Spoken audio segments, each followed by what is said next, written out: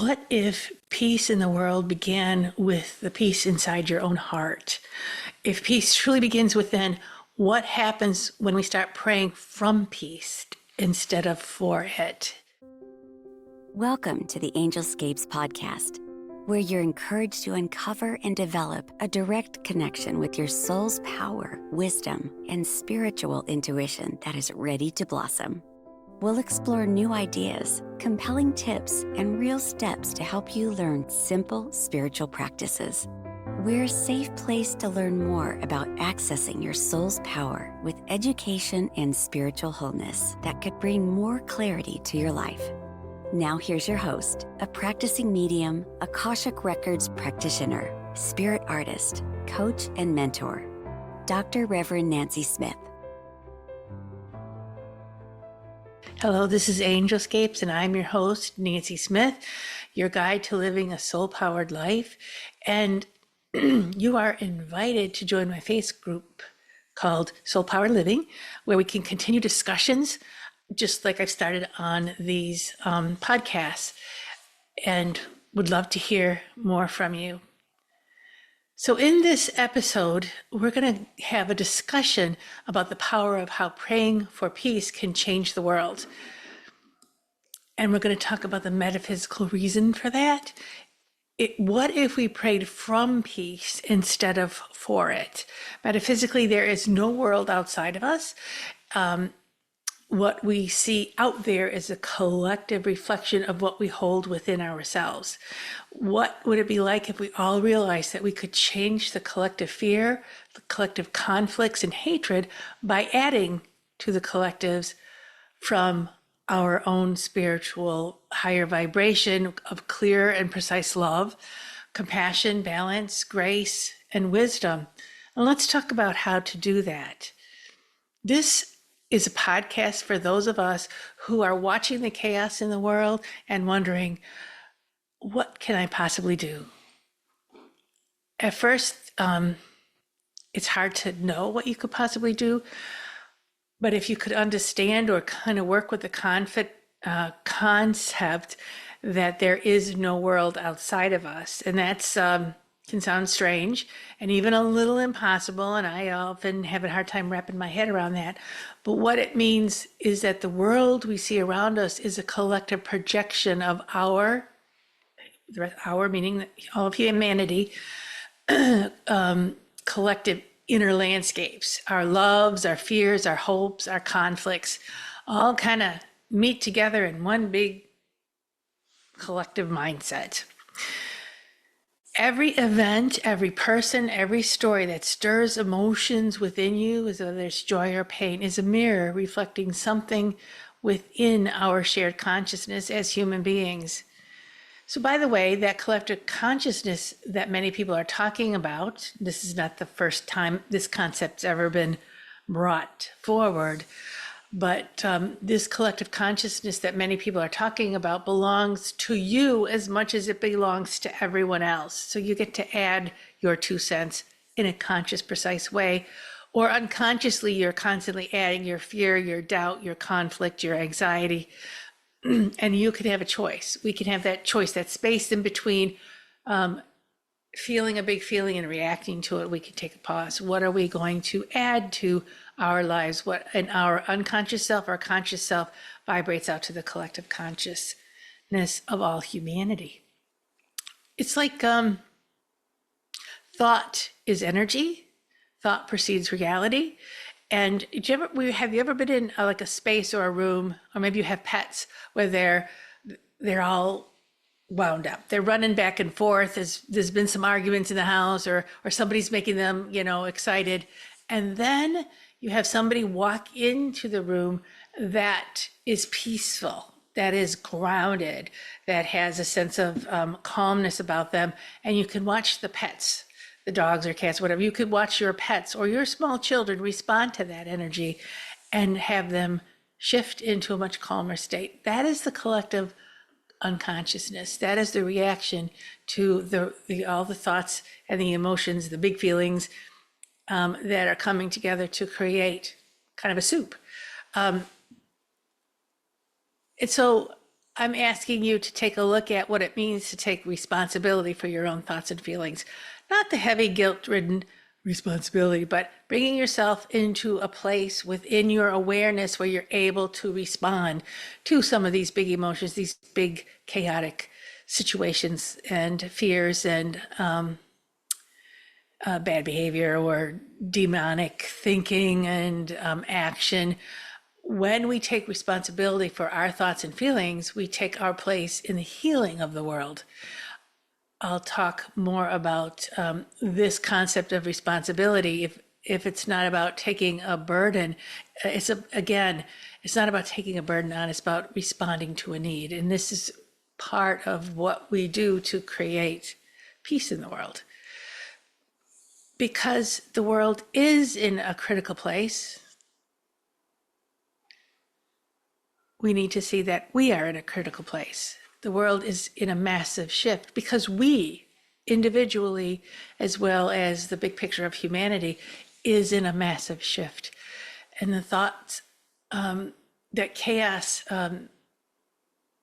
in this collective consciousness can be frightening, there's still a chance for healing. Of course, there's a chance for healing.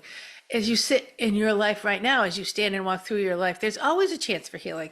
So if that's true for the individual, it's also true for the collective. And that's what I would like for you to keep in mind when we're talking about praying for peace, praying for world calmness, praying for something other than what we're seeing in front of us. So the world still has a chance for survival because within each one of us, there's still power to choose love over fear, light over darkness, and prayer over despair. When we pray for peace, we're not asking for the world out there to change first. We're looking for us to change first, us to embrace what is peace, what is calm, what is grace, what is wisdom. In other words, we're stepping into a new way so that we can ask the world around us or invite the world around us to step into a new way. We are inviting peace to rise within us so it can radiate outward and touch everything we perceive.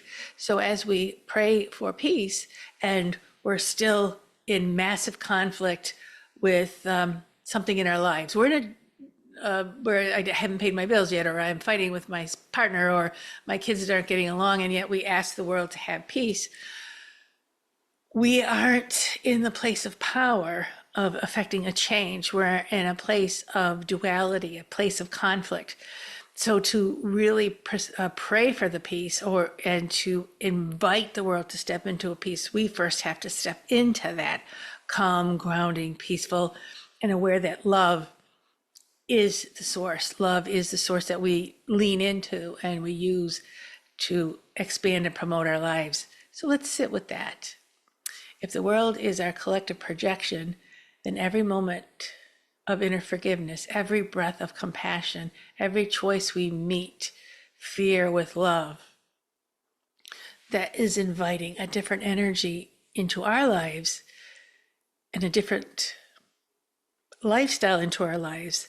And when we live that lifestyle, when we live that energy, walk the talk, we invite the world to walk the talk with us. And that is the most powerful way that we can pray for peace. So let's sit with that again for a second and take a slow, conscious breath. Just inhale the love around you. Just inhale well-being. Imagine that you can inhale well-being, even if it doesn't feel like it. Just imagine, do it. And then exhale all that is not well within you, all that you're anxious about, all that you can't believe in. And then again, breathe in this healing, nurturing love and breathe out all that you can't deal with right now, all that you don't want right now. When we breathe this way, we are literally participating in the peace prayer, the prayer for peace. We are saying to the divine, let it begin with me, like that song says, and let it begin with me. And bringing those words home, really talking about what that means is, I need to be the one that steps from fear into love. I need to be the one that observes my anxiety, loves it, and understands that there are other choices, and I'm willing to sit with my prayer. I'm willing to sit with the energy until the other option shows up. The Akashic records remind us that our thoughts are not small. They ripple through the fields of consciousness, not only our consciousness, but the people that we love's consciousness and our community, and finally the rest of the whole world, shaping how we see others, how we speak, and what we create together.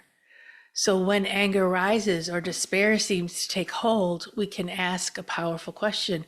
What within me is showing up right now? What is this despair showing me about me?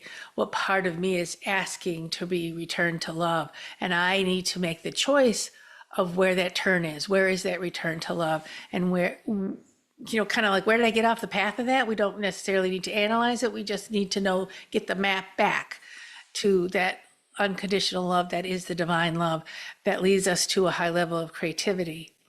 Doesn't mean it takes away our big emotions or our feelings or reactions. Those are still very much alive and being human. It just means that we're building a skill on how to work with these big emotions, what they're telling us, and what the best, most healthy, most prosperous steps that we could possibly take in the situation, in the moment that we are in. I love EFT, emotional freedom technique. It's kind of tapping, otherwise known as tapping, is a technique that embraces the basic feeling and transforms it through tapping different parts of our face and shoulders and hands, and that releases these energies and gives them freedom, gives them a choice to shift to a higher vibration, to shift us into more healing thoughts, more accepting, surrender to the situation, and walking into what would love do now. And as we tap into the thoughts that impact our emotional body, we can tap into the resolution to these emotions, the message that these emotions are bringing us, so that we could tell our physical body, I've got this. I understand what's going on. I am in charge. I have a mastery over this, and which really relaxes the physical body and allows us just for now to take a different action. The big emotions that are talking to us and want to deliver the message don't usually have the wisdom that says, and now this is what you need to do. They just want to deliver the message. And now in your aware self, connected to your wisdom self, makes the choice about what to do about these big feeling emotions, the big emotion feelings, or whatever you want to, emotions, whatever they're happening, whatever they're telling you, you just want to get the kernel of truth, the message. And then you, the aware self, connected to your higher self, takes the action. Integrate your fear and your overwhelming anger into your awareness, own them, talk to them, and love them. Allow them to shift to a higher awareness, which leads you to a higher vibration in your lifestyle and your thinking, your choices, and pray from this higher awareness. This prayer invites the collective consciousness to shift to a higher level of thought and process. Every emotion that we have, every energy that's running through us and telling us what for about this, that, or the other thing, has a higher vibration. It's flexible, it's plastic, it's malleable. And when we choose to be in that sacred space and bring in that higher vibration from soul, from source, from our guides, from our angels, and help us through as we embrace these big emotions that we have, there will be wisdom, there will be guidance, there will be grace, and there'll be an integration into these emotions that we have. We don't have to decide what our lives are about because we're having these feelings. We're loving ourselves to understand and get the message of these feelings. This particular situation, is it right for me? I need to move. Okay, I've got the information. And now the wise self, the wise self is a whole combination of soul, higher self, source, guides, guardian angels, that come together and say, and here's some of the choices that we can put on the table. Here's some of the actions that we could take.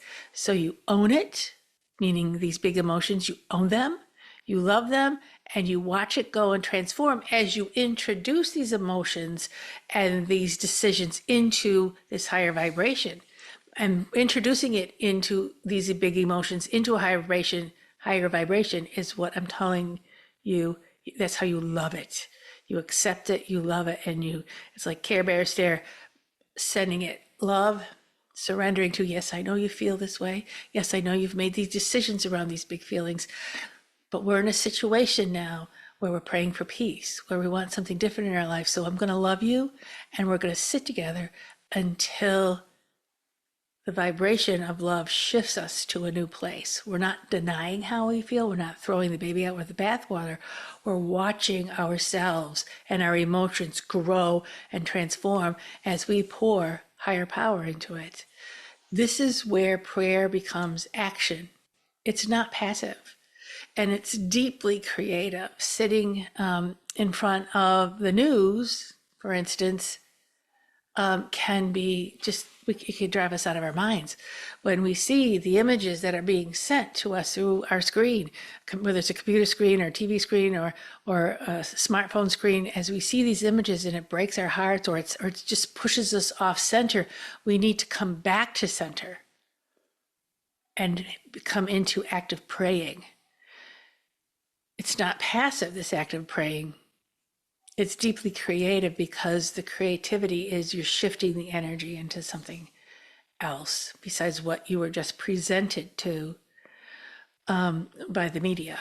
Since the world is a reflection, and when we take responsibility for our own connection, our own thoughts, and our own motives behind this reflection and feelings, we begin to change we change the reflections for ourselves first, and then we change the reflections for everyone around us.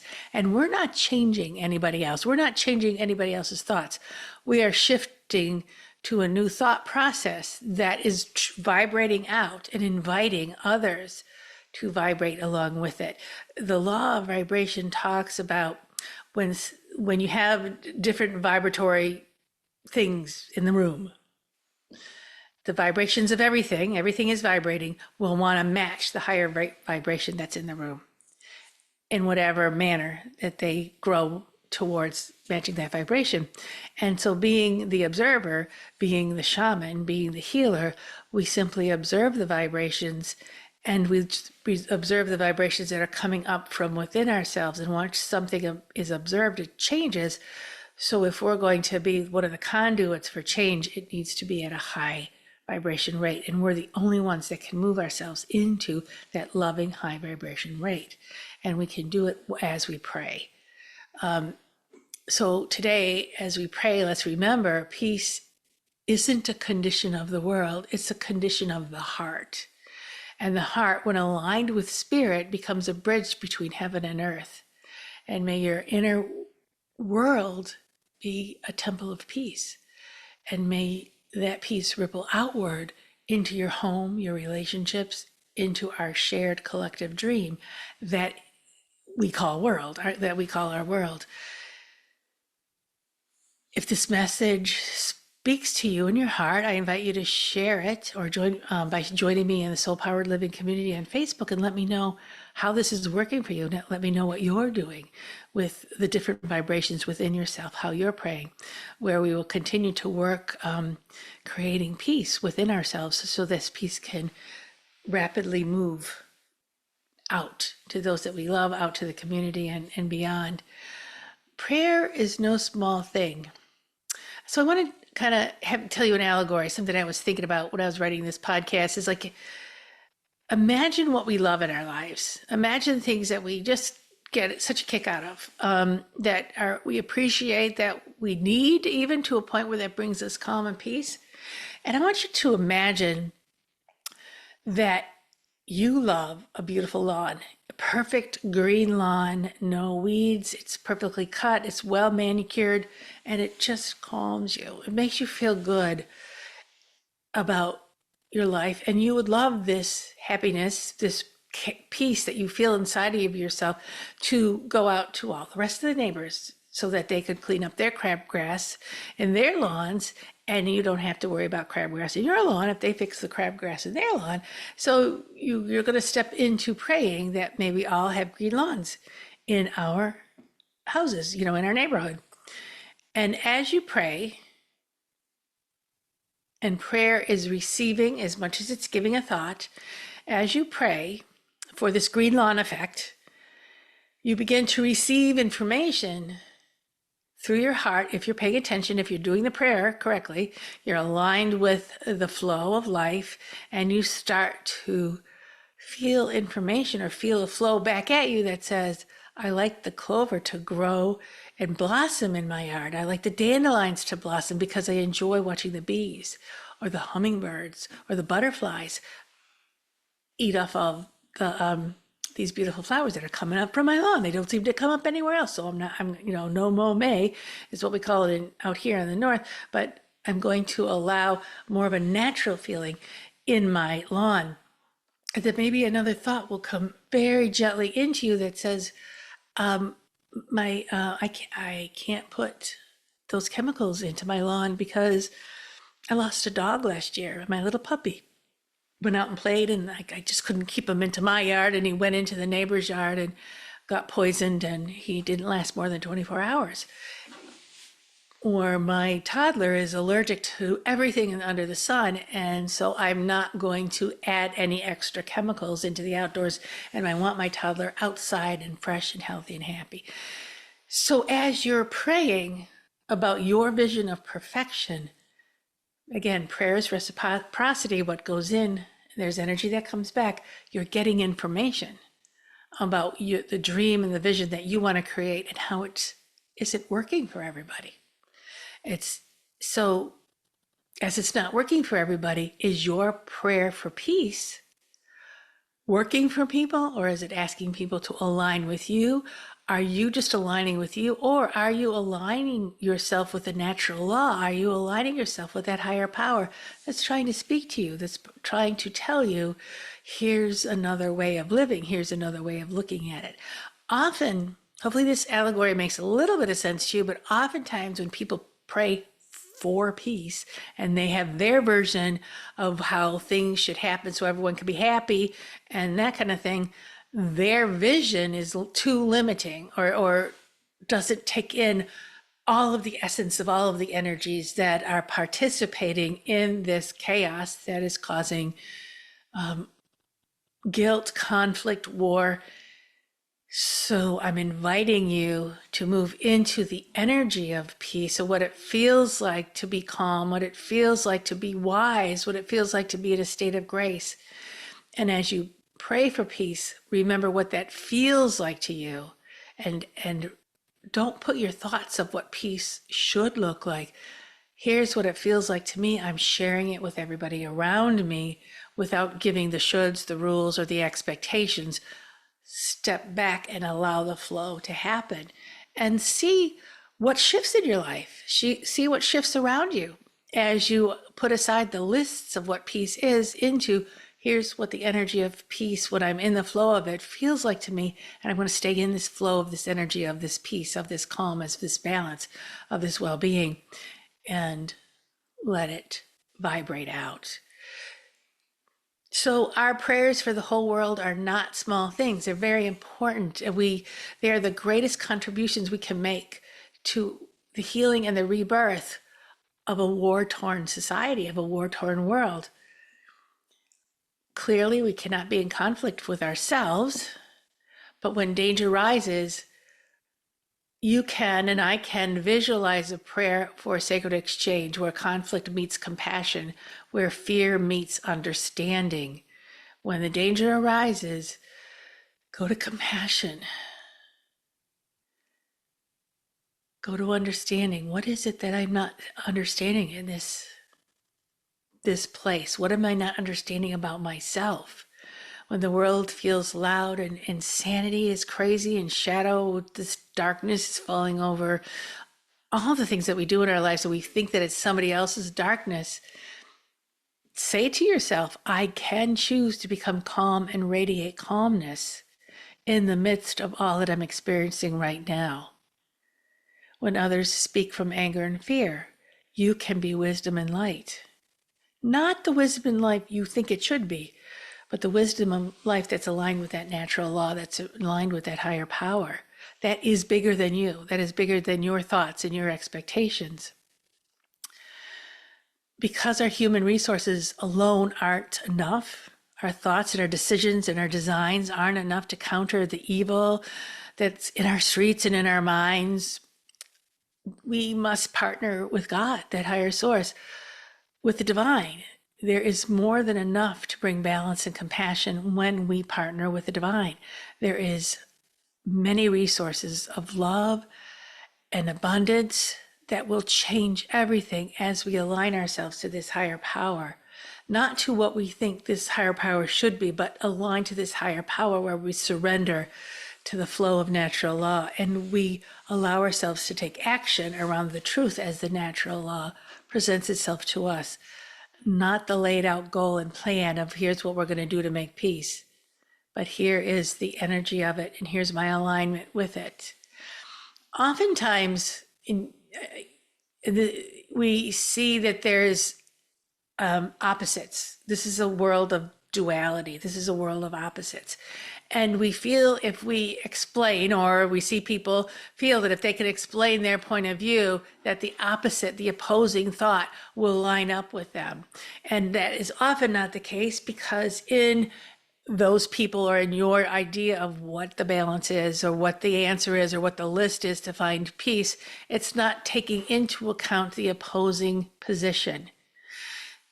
So the best solution could be stepping into the opposing person's point of view and seeing where their wisdom is, where their understanding is, and then bringing it into center. I'm not talking about compromise. I'm talking about finding a balanced energy between the two opposing forces. It may not be a compromise of ideas.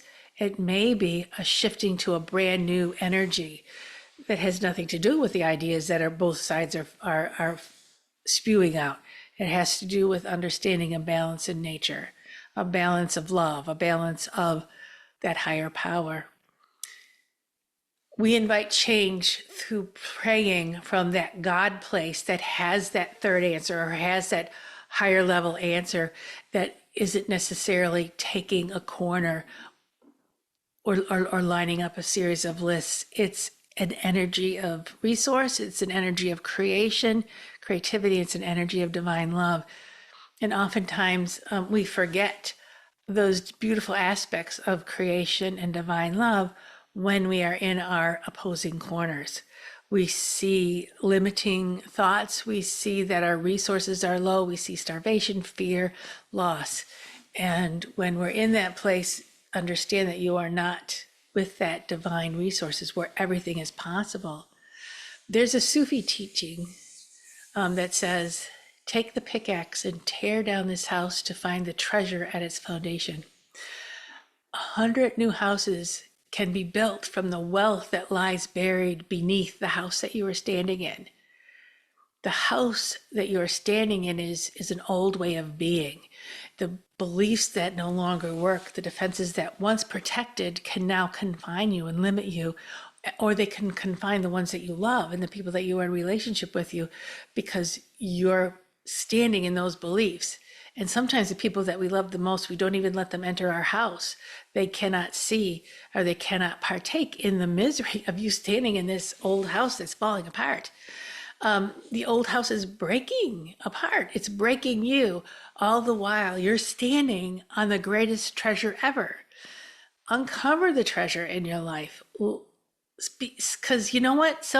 Your house is going to fall, and somebody else is going to find that treasure and live with its beauty and wealth and wonder. And you were poor your whole life.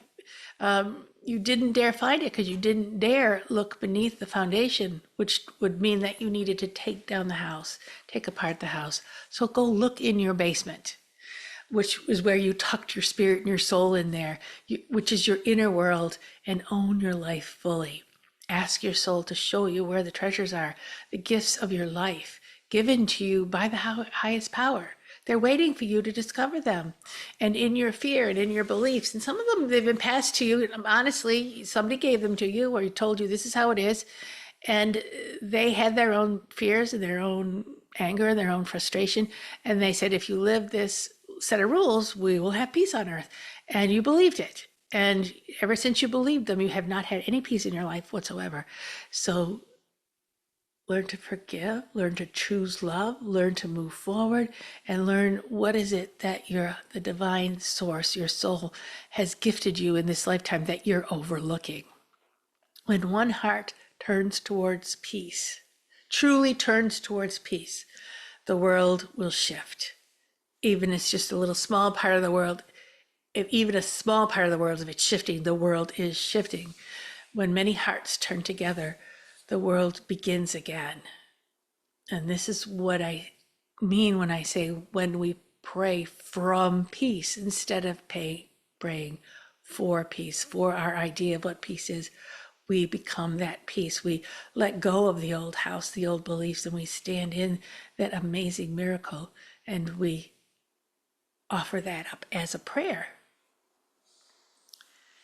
You may be a quiet light in this great turning. May your inner calm become medicine for our collective soul, our collective mind of humanity. And may you discover the treasures that's been waiting beneath your own foundations all along. So in summary, I ask you to explore the radical truth that there is no world outside of you. That's a big one. And the chaos, the love, the fear, and the hope that we see in the world are reflections of all of our shared inner landscapes. So what are you sharing? Ask yourself to see, what is it that I'm sharing, and where am I aligned with the best and highest, the heavenly landscape that I can bring here to earth. Through heartfelt prayer, personal reflections, and powerful Sufi teachings about tearing down the old house, meaning the old beliefs, I invite you to take responsibility for your own thoughts and emotions, not as guilt, but as the power of being able to respond to what is around you and bring in that higher vibration and allow it to grow and shift and change. So it's an honest growth. And it's heartfelt growth. You'll learn how each act of inner peace contributes to the world's healing, and how partnering with the divine source allows compassion and balance to flow where human efforts can alone fall short. When we as humans try to do it by ourselves, we fall short. When we bring in grace of the divine, we exceed expectations. We go beyond anything else that we could have possibly imagined. And I offer you a sacred, loving reminder that peace on earth begins with each of us praying from peace. And thank you for joining me. Go in love, go in peace, stay connected to that higher source. And I'll see you in the next episode. Much love. Thank you for joining the Angelscapes podcast. We hope you've gained new insights and inspiration for your journey to uncover and access your soul's power. For more information and a deeper dive into finding clarity in your life, go to angelscapes.com. Remember to subscribe so you can be part of the discussion. It may just change your life. See you next time.